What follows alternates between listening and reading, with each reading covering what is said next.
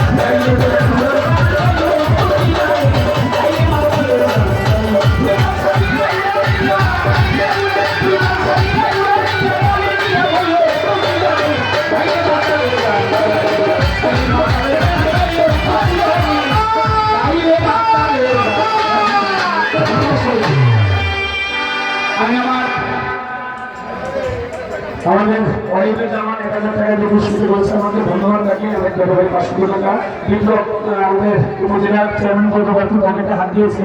মনে হয় স্যার আমাকে টাকাটা দিবে, টাকাটা কেউ দিয়ে নি স্যার, কারণ এমনি তো দিবে না, ওইটা আমি সিলিয়ে দিবে আর কি, নিয়ে নিয়ে বসে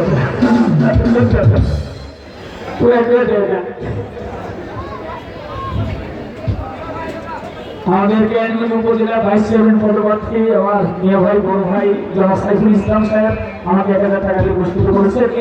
এটা দিতে হবে, এটা ছাড়তে হবে, অনেক বেশি ছাড়তে হবে, এটা ছাড়তে হবে, আরো ছাড়ো, আরো ছাড়ো। আচ্ছা আচ্ছা আচ্ছা, একটু জায়গা করে দেন, একটু জায়গা করে দেন, একটু জায়গা করে দেন, স্যার আসতেছে, একটু জায়গা করে দেন। ভালো ভালো ভালো, একটু জায়গা করে দেন, আমরা প্রশাসনের হয়ে জানাচ্ছেন, একটু এই জায়গাটা ক্লিয়ার করে দেন, দয়া করে ক্লিয়ার করে দেন একটু। আমাদের মাননীয় জনাব অ্যাডভোকেট কামরুল ফারুনি আসতেছে ভাবছে আপনাদের সাথে কুশল বিনিময় করবে। আমরা সবাই করতালি দিয়ে তাকে অনুরোধ জানাবো, সবাই সবাই করতালি জোরে হাত তোল, মায়েরা খাবে সবাই, সবাই করতালি না বলে, সবাই করতালি দিয়ে জোরে করতালি।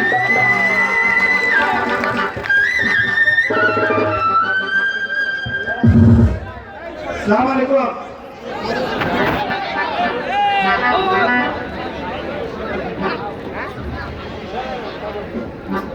মাতার কবির আজকের আয়োজন আমি গভীর শ্রদ্ধার সাথে মাতার কবির আচার্যকে স্মরণ করছি।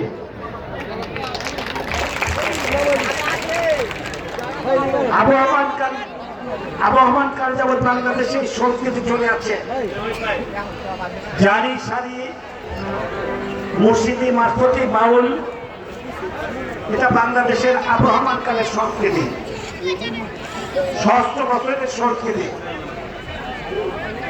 বঙ্গবন্ধুর এই বাংলাদেশে, শেখ হাসিনার এই বাংলাদেশে, অসম্প্রদায়িক চেতনার এই বাংলাদেশে এই সংস্কৃতি কেউ ধ্বংস করতে পারবে না, কেউ নস্যাৎ করতে পারবে না। এবং বাংলাদেশের মানুষের অত্যন্ত প্রিয় কবি মাতার কবি রাজ্জাক দেওয়ান ছিলেন, এবং আজকে রাজ্জাক দেওয়ানের সুযোগ্য উত্তরসূরিরা তার এই স্মৃতিকে বাঁচিয়ে রেখেছে। এবং আমি মনে করি বাংলাদেশ যতদিন থাকবে ততদিন যাবৎ রাজ্জাক দেওয়ান আমাদের কাছে বেঁচে থাকবে, এই বাউল সঙ্গীত আমাদের মধ্যে বেঁচে থাকবে।